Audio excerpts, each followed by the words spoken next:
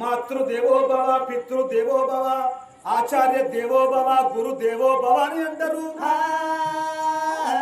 తల్లిని మించిన దైవము లేదు, తండ్రిని మించిన దైవము లేదు, ఆగో గురువుని మించిన దైవం లేదాట. కనబడిన దేవునికి మొక్కుతాము కానీ కనిపించే తల్లిదండ్రులకు మనం మొక్కము.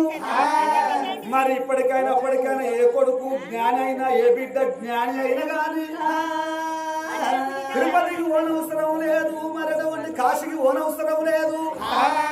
ఇంట్లో ఉన్న తల్లిదండ్రులు కనిపించే తల్లిదండ్రులే దేవతలు.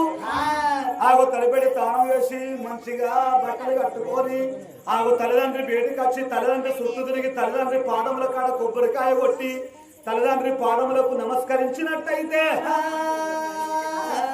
ఆగో తిరుపతికి అయిన పుణ్యము తప్పుతుందయ్యా.